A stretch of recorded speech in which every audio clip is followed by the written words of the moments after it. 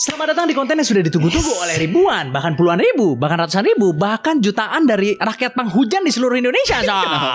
Kenapa ente begini dah? Lagi musim hujan soalnya.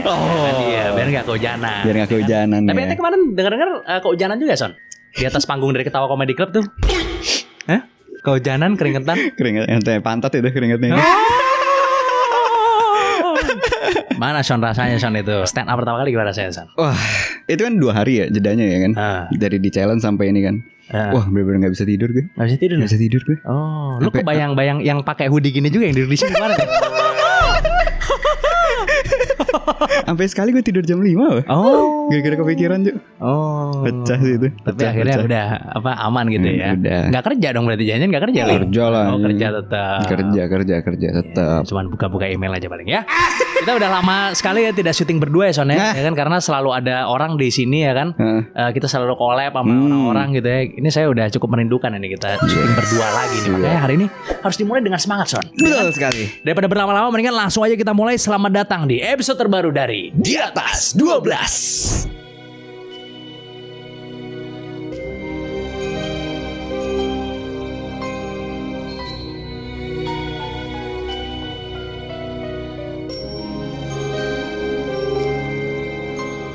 Lu udah pernah lihat suku terseram di Papua Nugini belum Son? Suku terseram. Jadi belakangan ini tuh lagi ada video yang viral di TikTok yang nonton sampai 85 juta Son pada saat ini dibuat. Jadi video ini tuh nunjukin bahwa ada seorang traveler gitu ya yang datang ke Papua Nugini dan menemukan bahwa ada suku baru di Papua Nugini yang itu serem banget Son bentukannya. Jadi sukunya ini tuh namanya Witowai. Suku ini tuh tinggal di daerah terpencil di Papua Nugini. Jadi suku ini tuh ciri-cirinya kayak pakai topeng serem gitu, terus pakai jubah bulu yang kelihatannya kotor gitu, kayak berlumpur gitulah. Ternyata ditemukannya emang dilapin aja. Jauh Kejauhan. Di video itu mereka terlihat lagi jongkok di atas batu di tengah-tengah kali. Ternyata mereka sengaja Son berpenampilan serem kayak gitu karena tujuan dari mereka ada di situ itu adalah untuk menjaga kali yang menurut mereka nih itu sacred atau sakral. Maksudnya biar orang gak buang sampah sembarangan gitu kali ya. Ya bisa jadi gak merusak alam lah pokoknya. Jadi melindungi alam itu, specifically sungainya itu. Jadi mereka gak selalu begitu pakaiannya Son. Cuman kalau lagi jaga sungainya aja. Negara Papua Nugini itu emang kaya banget dengan perbedaan Son. Dengan penduduk yang cuma 10 juta orang Son. Negara ini diperkirakan memiliki jumlah suku sebanyak ratusan bahkan lebih dari 1000 suku Son. Dari 1000. Indonesia aja cuma 1300 kan? Iya makanya. Padahal ini cuma 10 juta Son penduduknya coba. Dan juga dengan jumlah bahasa sekitar 800-an bahasa Son coba. Wah. 10 juta tuh ya kurang lebih kayak Jakarta lah kalau menurut gua. 800 bahasa coba lu bayangin. Mengenai kebenaran dari suku Witowai ini, sebenarnya belum ada referensi jelas yang bisa mendukungnya. Jadi si traveler ini di videonya tuh banyak banget yang bilang kayak wah ini mah palsu, fake, hoax, apa segala macem. Kemudian dia membela diri Son. Dia bilang dari ratusan suku yang ada di Papua Nugini, katanya 70%-nya itu belum terjamah Son. Sehingga nggak ada informasi di internet, kata dia begitu. Oh dia bikin video klarifikasi lagi ya? Ngomong video klarifikasi lagi dia. Jadi hitungannya ya si traveler ini kebetulan jadi orang pertama yang ngepost di internet dan kemudian viral Son tentang suku Witowai ini. Jadi gue nggak tahu nih keberadaan suku ini tuh sebenarnya emang bener-bener ada, apa cuma dibuat-buat sama si orang ini doang, atau akan selama jadi misteri, atau mungkin pada saat waktunya nanti akan terbuka semuanya. Iya kan? Bener. Kita tungguin aja. Yes. Tapi dia komunikasi gimana ya sama suku-suku itu ya pas datang gitu kan? Ada guide-nya kalau nggak salah. Oh ada guide-nya. Ada guide-nya ya. Sampai ada guide-nya ya. Papua Nugini kan hitungannya sekarang mungkin lebih banyak bekerja sama dengan Australia kali ya. Buat turismenya kan kali bukan ya. Indonesia lagi maksudnya. Maksudnya ya mungkin bahasa Inggris di situ orang pada bisa juga kali mungkin kan. Karena mungkin di kotanya ibaratnya pakai bahasa Inggris kali, karena mereka kan deket banget sama Australia gitu. Iya. Mereka dekat banget sama Australia tuh ya kan. Dan kalau ngomongin soal Papua memang banyak sekali keindahan alamnya Son. Pasti. Ya kan hutan, kebanyakan hutan lah maksudnya daripada kota mungkin gitu ya. Kayak Papua Nugini misalnya kan kebanyakan hutan. Orang masih banyak yang belum terjamah teknologi. Masih. Menurut lo lebih bahagia orang hidup pakai teknologi apa nggak menurut lo kan? Menurut kan? Harusnya lebih bahagia sih. Harusnya lebih bahagia kayaknya. Inilah kayak misalnya lu ngobrol-ngobrol sama bokap lu, nyokap lu deh misalkan, ya pasti suka cerita-cerita, oh mereka pas kecil seru banget gini apa segala macam, dibanding orang-orang yang ya main game kalau zaman sekarang gitu kan, bersosialisasi di luar lah, bertualang gitu maksudnya gitu ya. Kan? Iya. Kalau gua sih mikirnya gini, apa? Mungkin kebutuhannya orang suku-suku ini sama kebutuhannya kita tuh jauh berbeda Son. Pasti. Mungkin dia butuhnya simpel doang. Yang penting ada makanan, ada tempat tinggal, baju, bahkan ada yang nggak pakai baju. Iya kan? Bener. Punya pasangan, anak sehat dah. Mungkin gitu doang kali. Iya. Kalau kita kan ada iPhone baru, harus ikut ngantri, ya kan? Jiper ya kan. Ada donat baru di Blok M, harus ikut ngantri, ya kan? Ini paling banter mungkin pas berburu. Oh ya ini buruan gue lebih gede gitu kan. Iya. Sesimpel itulah maksudnya lah. Paling maksudnya kalau misalnya pulang ke rumah, istri paling banter banget nih ya. Tuh tadi tetangga bawa babi hutannya lebih gede gitu, paling banter tuh ya, paling banter. Mungkin kayak gitu iya kan, bukan kayak itu tetangga baru beli Pajero Sport nih. Dakar lagi gitu kan, misalnya kan repot begitu sama maksud gue gitu loh. Jadi kalau gue takar sih dari kebutuhannya gue bilang. Orang-orang ini kebutuhannya lebih simpel sehingga lebih gampang happy deh feeling gue malahan. Ini kan tiap kali orang set ngirim kulkas, ngirim TV kayak langsung ini kan. Iya, tadinya lagi nyapu di depan langsung masuk ke dalam ya. Ini pasti ini nih. Nah, kan. Udah nggak pernah keluar rumah kok bisa beli kulkas. Iya ya kan. Jadi ya mereka memang hidup dengan sangat sederhana. Mereka tuh kerjaannya tuh kayak ya standar ya, kerjaan basic ya, bertani, berburu. Mungkin paling banter kayak ini. Oh ini bisa berangkat ke kota gitu, paling gitu ya. Iya kan, ya kan paling maksimal lah. Anak mudanya paling mungkin lama-kelamaan akan meninggalkan juga kali ya. Gue nggak tahu juga deh. Mungkin. Padahal sebenarnya ya banyak ya, kayak misalnya artis-artis di Hollywood atau apa gitu. Mereka kadang mencari ketenangan apa yang ninggalin semuanya gitu. Bener. Contoh John Lennon ya kan, salah satunya ya kan. Banyak lah pokoknya kayak di film-film Eat Pray Love. Iya. Model-model begitu ya kan. Lepas semua. Padahal udah punya semuanya gitu kan. Jangan-jangan kuncinya memang hidup sederhana lagi. Aduh. Ibaratnya kalau misalnya kayak orang zaman sekarang misalnya kan udah meninggoy susah kan. Ya kan harus booking tempat dulu. Tanah udah mahal. Ya kan udah penuh, susah. Mau jenguk juga jadi jauh ya kan. Nah, kalau itu kan di hutan Son. Enak Son. Apalagi ya kan misalnya udah ini tau-tau dipagerin bambu Son, misalnya udah ditabur. Kan ada juga kan yang naik kapal dulu ditabur kan.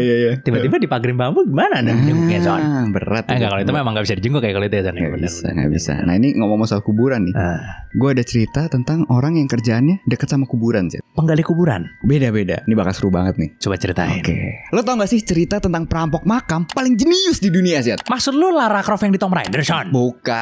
Ini skillnya di atas Lara Croft sih. Wah. Jadi dalam 1 tahun doang dia bisa nyolong makam kuno senilai $70 juta atau 1 triliun rupiah sih. Waduh, langsung kaya dong itu Son. Dan yang lebih gila lagi, dia nggak pakai alat-alat modern sama sekali. No metal detector, no radar, nothing. Dia cuma pakai feng shui. Wah, gue pernah sih waktu itu pengen nyoba pakai feng shui, tapi tiba-tiba bapak gue begini feng shui pala lu kayak gitu Son katanya.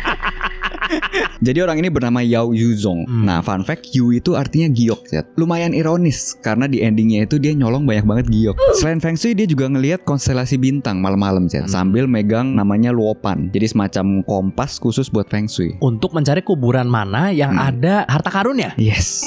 Asal mulanya karena emang kakeknya itu seorang master feng shui set. Jadi dia udah ngerti banget lah soal inilah. Jadi cara kerjanya setelah dia nemu tempat yang menurut dia feng shui-nya bagus banget nih, dan itu di alam ya, dia bakal ngerangkak di kaki gunung. Terus timnya itu lompat-lompat dari atas. Nah dari getarannya dia bisa denger mana yang tanahnya itu bawahnya kosong atau ada isinya Zat. Di Indonesia ada juga tuh yang begitu tuh, yang hentak-hentak abis itu yang subur.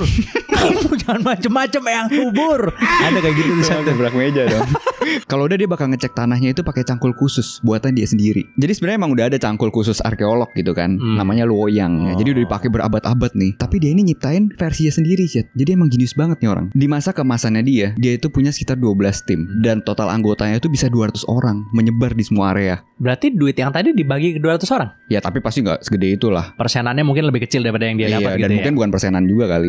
Gaji kali gitu-gitu kali ya. Kan kayak kuli doang paling kan jatuhnya. Dan dalam 1 tahun, itu di tahun 2013 sampai 2014, total dia ngebongkar makam itu sampai 200 makam. Wah, banyak banget ya. Ya kalau dihitung-hitung dia itu bongkar 4 makam per minggu. Wah. Jadi orang kerja 5 hari seminggu nih, seminggu 4 makam dibongkar. 4 makam ya, sangat prolific ya berarti ya ini orangnya, pencuri ini ternyata ya. Tapi akhirnya dia ditangkap dan dijatuhin hukuman mati.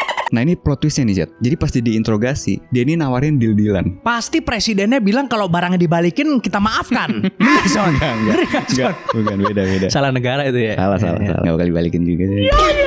Kalau mereka ngampunin nyawa Yao Yuzong, dia bakal nunjukin makam kaisar pertama Qin Shi Huang. Bisa dibilang makam terbaik sepanjang masa lah. Mungkin banyak banget harta karunnya gitu. Mau dikasih ke pemerintahan Cina. Yes.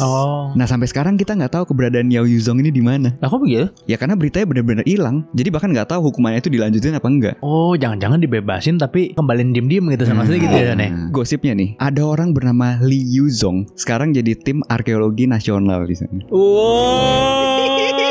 jadi duta kalau di sini mah ya kan. Ini soalnya jadi arkeolog ya Son ya. Mungkin. Oh di sini jadi duta sini. Ya kesana kayak Catch Me If You Can lah. Oh iya bener kan. Kurang lebih seperti itu. Yang jadi penting, karena punya skillnya bagus banget, akhirnya di hire. Oh iya. Dan yang penting dibalikin gitu kan maksudnya kan. Walaupun Nggak ada ceritanya sih minta balikin atau enggak. Oh enggak, ya pasti dibalikin lah. Tapi gue rasa sih kalau dia bebas dari ininya ya nggak sih. Dia dibebas tugasan pasti balikin ya kan. Iya. Kan maksudnya mungkin presidennya ngomong boleh diem-diem balikin maksudnya kan. Balikin ke tanah atau mana ya? Hah? Balikin ke tanah atau kemana? Enggak dong, balikin ke pemerintah. Kok bisa kan dong. itu punya orang. Lah kan udah di kuburan. Iya sih. Biasanya disita sama pemerintah bro gitu bro. Lah iya percaya. Iyalah.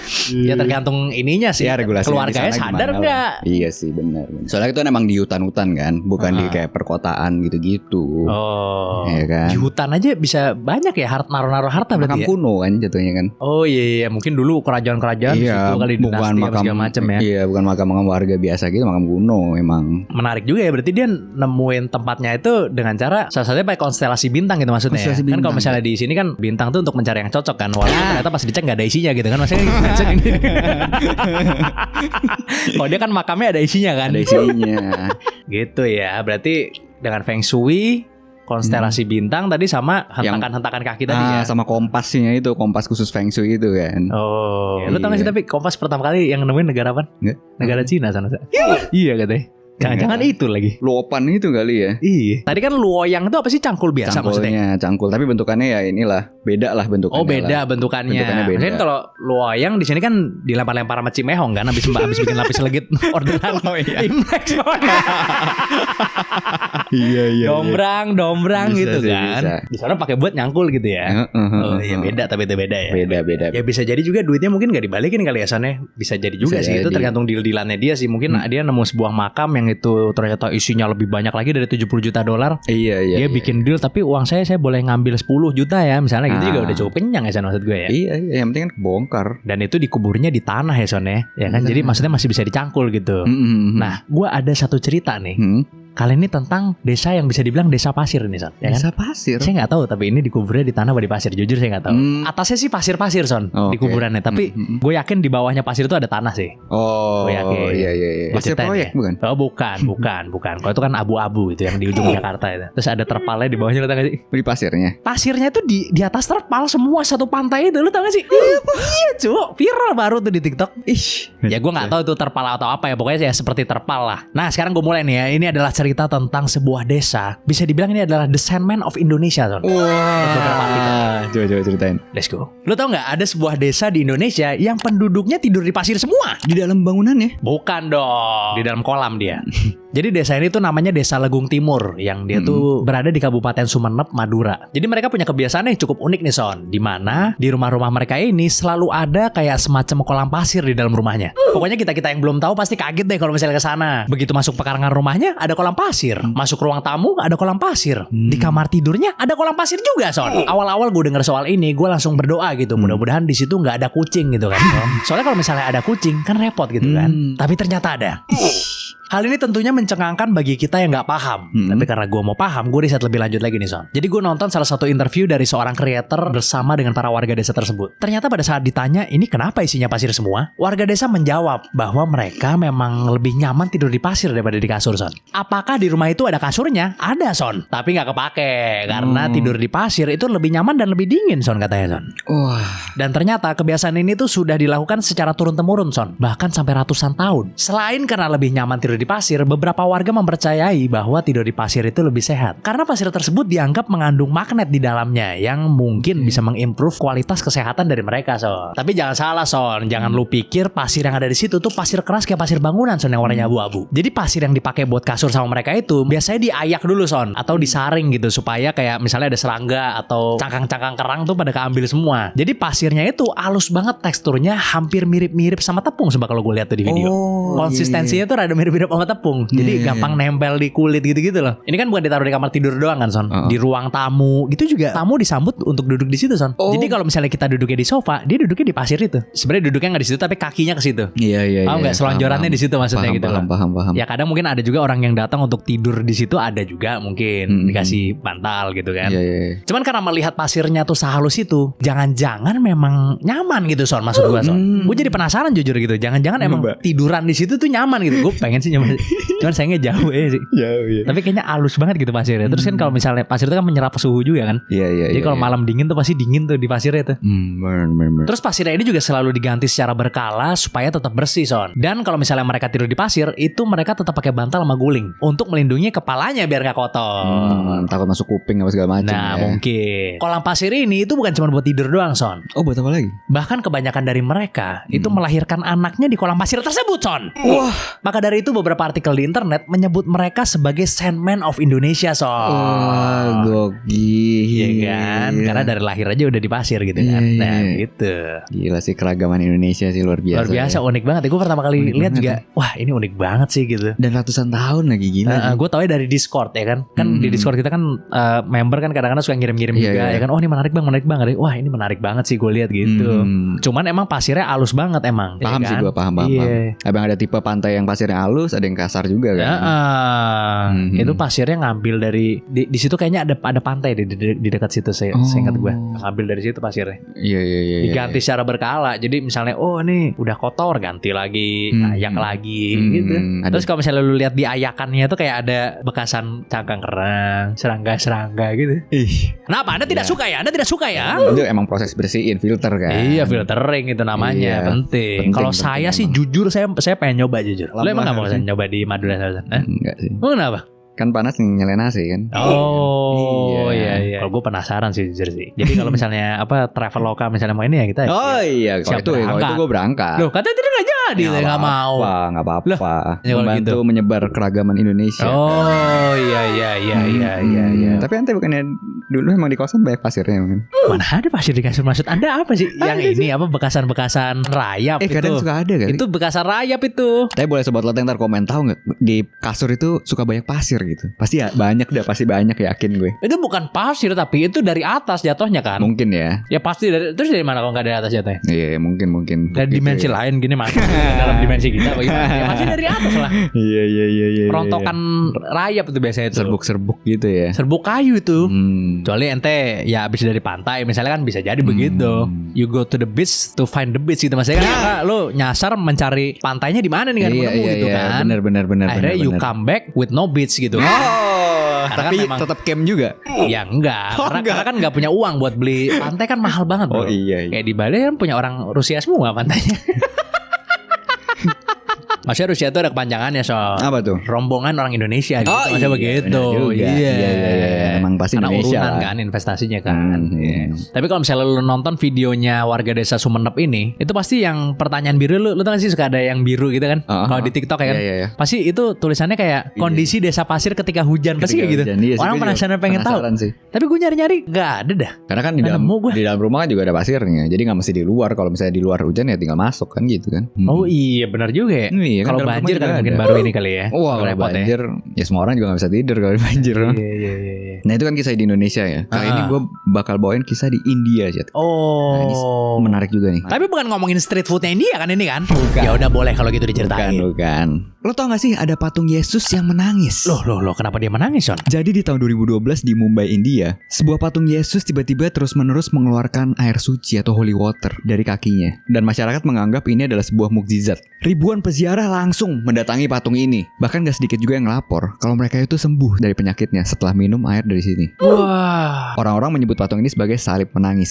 Sampai seorang realis dan penulis bernama Sanal Edamaruku, yang dia itu skeptis banget lah orangnya. Dia datang ngeliat patung itu dan berusaha untuk membongkar kayak penjelasan ilmiahnya, Zed. Akhirnya dia bilang kalau air itu bukan mukjizat. Jadi katanya karena sistem saluran pembuangan air yang bocor. Oh, jadi ada kebocoran di situ. Jadi air itu keluar karena ngerembes pelan-pelan, Zed. Jadi terlihat seakan-akan dari patung itu asal airnya. Nah, itu anggapannya kayak kapilaritas lah. Nah, jadi pas dia ngomong itu wah viral banget tuh, Zed. Tapi parahnya Eda Maruku itu nggak cuma ngomong ini aja, nggak cuma jelasin doang. Tapi dia juga ngeritik para pemuka agama yang dianggap sering manfaatin kepercayaan orang buat cari uang. Ya kasarnya dia bilang banyak lah yang bikin mukjizat palsu gitu kan. Dan gak cuma itu, Eda Maruku ini sampai ngejek paus juga, Zed, parahnya. Wah, parah itu mah. Ya pasti pernyataannya itu bikin rame lah. Banyak banget yang tersinggung tuh. Iya pastilah. Dan akhirnya si Eda Maruku ini jadi sasaran banyak laporan polisi atas tuduhan penistaan agama. Jadi beberapa orang bilang reaksi keras itu bukan karena dia itu ngebongkar mukjizat, tapi emang karena pernyataannya itu. Pernyataannya terhadap paus maksudnya. Iya, yang sama pemuka agama yang tadi lah yang banyak itu ya kan. Sampai akhirnya si Eda Maruku ini harus cabut dari negaranya, Zed. Akhirnya dia kabur ke Finlandia supaya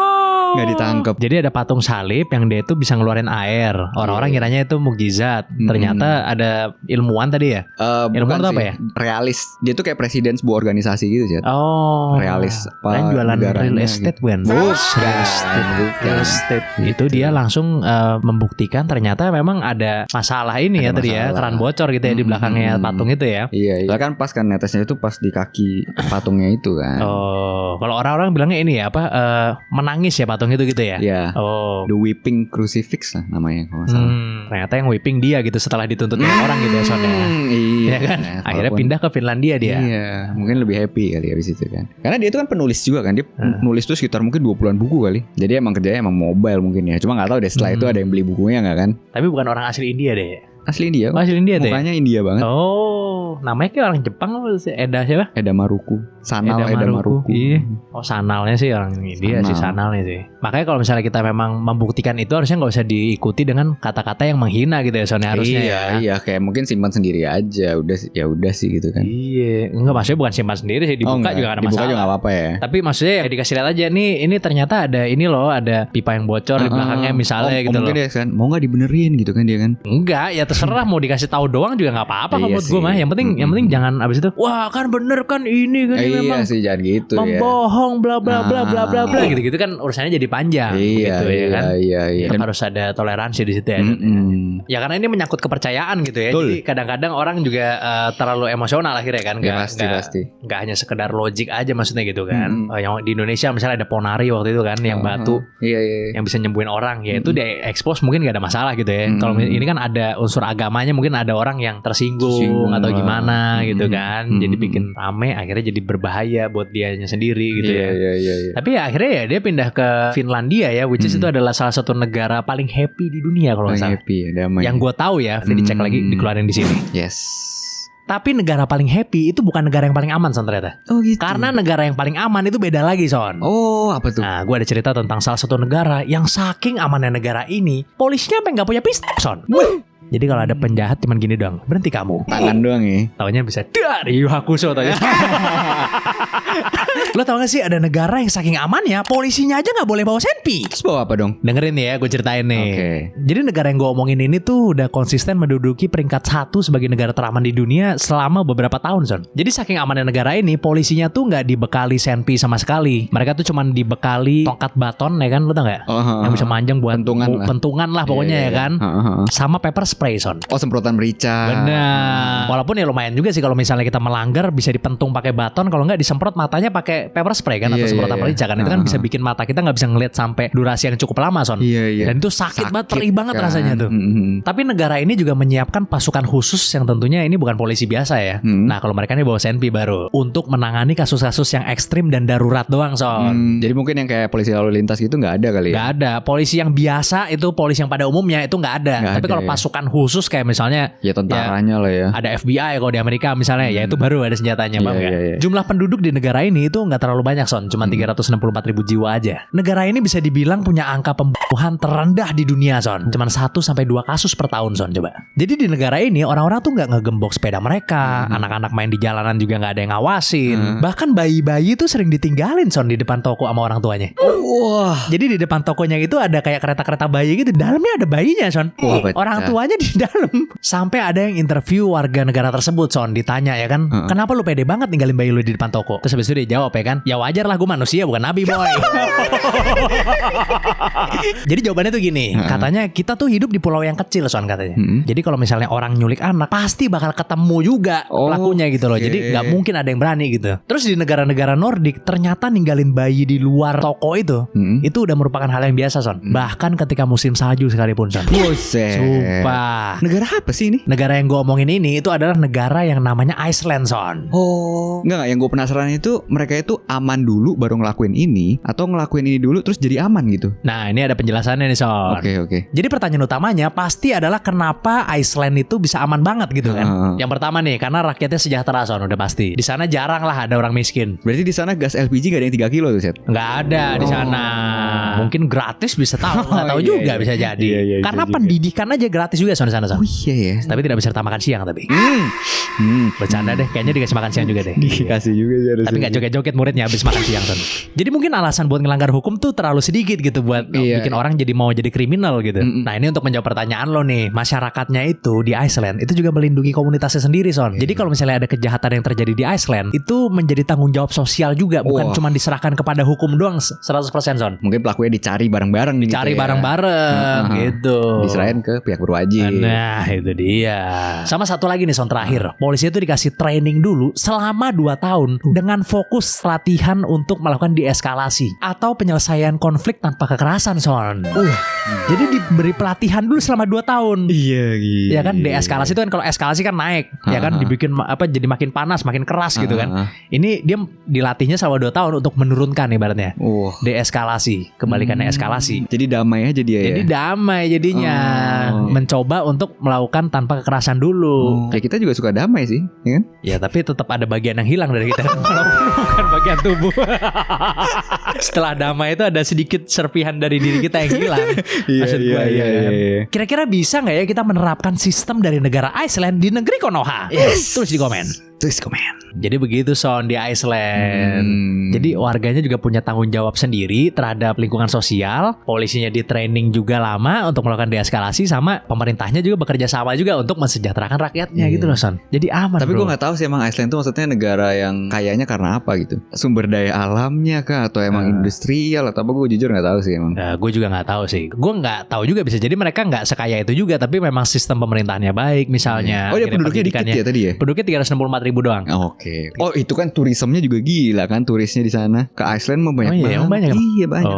Gue nggak tahu sih. Ya yang pasti karena sistem pemerintahannya bagus juga, terus rakyatnya juga mau maju juga. Itu ya kan? sih. Jadi kuncinya itu juga sih. Iya. Jadi pasti harmonis. Cuma dari pemerintah doang nggak bisa. Salah satu pihak nggak bisa. Nggak bisa. Harus dua-duanya. Iya. Mau sampai kapanpun masih. Wah ini salah pemerintah begini.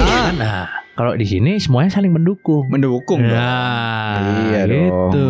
Jadi emang harus semuanya lah, pemerintah harus juga semuanya yang benar ya kan. Rakyat juga fokus kepada diri masing-masing ya kan, berkembang terus, sama ya penjaga keadilan juga harus lebih hati-hati lah gitu. Kalau menyeberang kalau bercanda. Ya nanti ditabrak kalau enggak. Iya. Hati-hati bener dong. Harus hati-hati. Kira-kira kapan ya gitu negara Indonesia ini bisa seperti itu tingkat amannya gitu? Ya mungkin masih ada trainingnya juga sih kali ya. Training kepada penegak hukum maksudnya. Hukumnya dulu. Mulai dari situ kan itu yang bisa dikontrol kan. Mungkin kalau rakyat mungkin masih agak sulit ya. Agak sulit lah, effortnya masih lebih besar lagi kan. Makanya kan setidaknya kan perut nggak lapar dulu maksudnya. Pikirnya kan begitu kan. Iya. Sampai perut lapar nih ya kan. Biar nggak terlalu sering protes. Karena kan kalau habis makan kan ngantuk son. Bener gak? Iya. Ya bagus itu maksudnya, tapi bagus. Jadi untuk membantu pendidikan juga. Jadi belajar bisa lebih konsentrasi lagi ya kan. Mungkin ada pelajaran juga kali di kurikulum sekolahnya juga kali ya. Pelajaran apa tuh? Pendidikan yang karakter ya gitu. Kayak kita Tata boga. BK kan itu namanya kan. Budi pekerti. Itu beda. Oh Budi pekerti. BP. BK kebaktian itu bakti. Ya harus ditingkatin lagi lah. Maksudnya ntar apakah menambah jumlah beasiswa untuk membantu pendidikan dari anak-anak muda di Indonesia ya kan. Betul, pemerintahnya harus turun tangan, sama rakyat juga harus lebih fokus mengembangkan diri sendiri Son. Bener Son. Jadi untuk menjawab pertanyaan lo yang tadi, apakah aman dulu baru mereka begitu atau mereka begitu dulu baru aman? Ya bisa jadi mereka begitu dulu baru aman karena mereka punya kepedulian tinggi terhadap komunitasnya. Iya sih. Atau ya kebetulan aja lagi aman di situ pada saat itu ya kan, hoki. Iya, kebetulan daerahnya emang kecil, penduduknya gampang diatur, pemerintahnya bagus gitu kan. itu dia. Tidak seperti Konoha. Nah ini ngomong soal kebetulan nih, gue ada salah satu kisah yang menurut gue mind blowing. Mind blowingnya kenapa tuh? Nah gue ceritain ya. Ya coba. Lo tau gak sih kebetulan teraneh di dunia Syed? Wah, kebetulan seperti apa itu, Son? Di tanggal 5 Desember 1664, sebuah kapal yang berlayar di Selat Menai di Wales tiba-tiba kena badai, terus kapal itu terbalik dan tenggelam. Dari 81 penumpang di kapal itu, cuma satu yang selamat, namanya Hugh Williams. Kebetulannya di mana dong kalau gitu? Belum, masih lanjut. Lebih dari 1 abad kemudian, tepatnya di tanggal 5 Desember 1785, sebuah kapal ngalamin kecelakaan lagi Syed, di perairan yang sama. Tanggalnya sama juga ya? Sama juga tanggalnya. Kapal berisi 60 penumpang ini juga kebalik karena badai. Dan sekali lagi, cuma satu orang yang selamat, seorang pria bernama Hugh Williams. Hugh Williams lagi? Hugh Williams. Berarti ada orang lain lagi, namanya sama dia, sama. jatuhnya di situ dan selamat di situ. Tanggalnya juga sama tadi? Tanggalnya juga sama. Wah. Tapi gak berhenti di situ Syed. Di tanggal 5 Desember 1820, kapal ketiga tenggelam lagi di Selat Menai. Yang kali ini pasti ketabrak bambu ya, Son? Enggak. Sebuah kapal kecil dengan penumpang 25 orang ini tenggelam. Kecuali satu orang pria lagi. Hugh Williams lagi? Hugh Williams lagi Syed. 3 kali berarti itu? 3 kali. Gila. Tapi emang banyak perdebatan di sini. Tapi masalah tanggalnya. Jadi sebenarnya katanya tanggalnya itu 5 Agustus. Cuma ini biar kayak makin cocok logi nih jadi 5 Desember. Nah tapi ini masih ada satu lagi ya. Di tanggal 19 Agustus 1889, sebuah kapal tongkang batu bara ini tenggelam di perairan yang sama. Nah kali ini ada 2 orang yang selamat Syed. Jadi ada seorang paman sama ponakannya. Ini lu tebak siapa namanya Syed? Dua-duanya Hugh Williams. Bener lagi. Ya walaupun ini cuma legenda ya sebenarnya ya. Tidak ada buktinya cerita ini. Beberapa berkas ada kecelakaannya apa segala macam ada. Dan emang nama Hugh Williams itu di abad-abad itu emang pasaran banget gitu. Oh lagi banyak yang pakai nama itu ibaratnya ya. Pokoknya banyak namanya John, William. Spesifik di Wales ini ya. Dan perairan di sana ini emang terkenal bahaya banget Chat. Jadi emang banyak kejadian di sana. Jadi anggapannya korbannya itu udah ribuan lah di sana lah. Jadi ini bisa jadi kemungkinan ya beneran. Karena ini kan sulangnya juga 200 tahun gitu kan. Ada juga yang berteori kalau itu jangan-jangan jondonya Wallace lagi, jangan-jangan. Kan lo tau jondo gak sih? Tahu. Kalau orang yang nggak ada identitasnya, ketemu di mana tahu, biasanya disebutnya dia sebagai jondo. Jangan-jangan jondonya ini Wallace lagi tuh, Hugh Williams tuh ya kan. Ada juga yang berteori gitu tuh.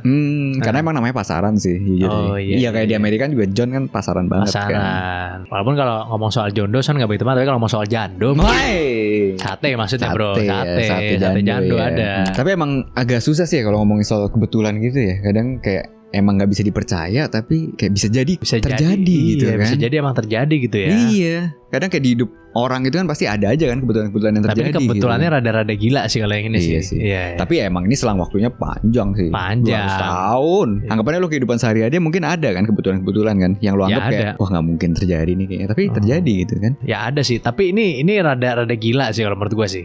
Bukan kebetulan biasa kayak kebetulan nih nemu sendal yang bagus di mall, bukan kayak gitu-gitu, bukan. Ini kebetulannya levelnya udah cukup tinggi nih menurut gue nih. Kalau ini emang bener terjadi sih gila sih. Lo mau bilang selangnya kan panjang berapa abad loh ya, tapi nama Hugh William kan mungkin kalau lagi turun trennya orang jarang. Iya. Kan tiap berapa tahun kan beda-beda tren nama. Dan apalagi ini yang selamat ya dari musibah kan. Di Indonesia sekarang coba jarang nama-nama Jawa, misalnya udah jarang.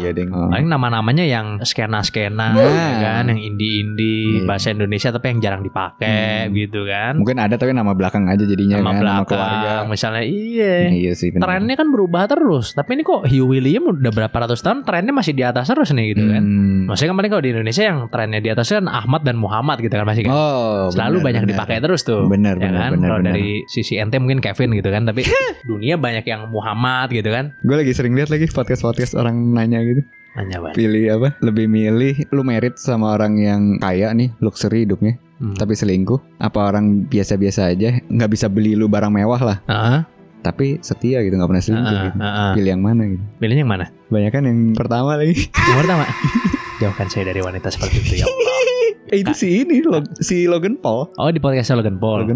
Gimana ya kalau itu ya mungkin dia gak punya uang gitu soal kayak begitu. Maksudnya di kepala dia belum punya uang. Kan beda-beda tiap orang sih, ada udah. Kayak kita punya rumah 1 biji standarnya aja alhamdulillah ya. Punya rumah, saya sudah punya uang alhamdulillah. Ya kan misalnya di Amerika ya, wah saya ini ke teman-teman saya 500 juta habis di klub 1 malam misalnya gitu kan. Saya cuman paling ya 10 juta misalnya atau apa. Dia merasa dia masih miskin. Beda. Nah kalian buat sobat loteng nih kebanyakan pilih pilih yang mana sih? Ini terutama buat cewek-cewek ya. Coba pilih yang mana kalian? Kalau dikasih 2 pilihan itu ya. Setia tapi biasa-biasa aja, atau kaya tapi tukang selingkuh gitu. Yes. Nah, coba tulis di komen. Nah, daripada berlama-lama, mendingan kita langsung aja mulai baca komen dari Sobat Loteng, Son. Let's begin. Yang pertama nih, Son, ada komen dari @julestheothers2819. Oke. Tontonan mengandung addicting. Maklum, ini rasa yang ada ketika baru gabung join membership katanya. Nonton maraton semua video khusus member. Malam mingguku kayaknya bakalan batal nih katanya gitu. Terima kasih Jules Diader ya udah join member ya. Memang kita di member sudah mengusahakan untuk menyediakan konten-konten VIP yang hanya bisa diakses dengan ongkos yang sangat murah, Son. Yes, cuma 10.000 ya. 9.900 lebih murah daripada makan bergizi gratis pala lu PA. Oke, jadi kalau kalian nggak member kita udah nggak tahu lagi gitu ya. Jadi jangan lupa join member. Iya. Dan kita akan usahain ya sering mungkin ya. Insya Allah mudah-mudahan. Yes. Komen selanjutnya dari @vanjen. Yes. Nah, ngedit video 15 menit aja seharian, apalagi ini. Cuma konten creator yang paham sulitnya. Nah, bener banget. Bener banget ini. Ini apa ibaratnya ngeditnya lama ya, Son, video-video kayak kita gini ya, Son ya. Apalagi yang kemarin sejam ya kan. Iya, Ustadz Felix sejam lebih. Iya, benar ya itu kan. sih luar biasa itu ya. Tapi tenang aja, kita memang sudah merencanakan bahwa di tahun ini kita akan meningkatkan lagi jumlah dari video kita ya, Son. Bener banget. Jadi gak cuma seminggu sekali ya. Nggak cuma seminggu sekali, kita bakal lebih sering lagi upload ya kan. Minimal mungkin seminggu 2 kali lah ya, Son. Minimal ya 2-3 kali lah. Doain aja teman-teman semuanya lancar. Kita masih lagi dalam proses untuk mempersiapkan konten kita supaya kalian bisa lebih banyak lagi nonton kita ya, Son ya. Betul. Dan apakah formatnya kayak gini? Ya tunggu aja tanggal mainnya. Tunggu aja tanggal mainnya. Oke, dah. Terima kasih banyak buat kalian semua yang udah nonton sampai akhir. Jangan lupa komen di bawah kalau gue udah nonton sampai akhir, Bang, karena itu adalah Dias Respect for us. Yes. Jangan lupa selalu komen, like, dan subscribe video-video kita. Dan jangan lupa juga member dan join Discord kita. Yes, linknya ada di deskripsi semuanya. Sampai jumpa di episode selanjutnya dari Di Atas 12.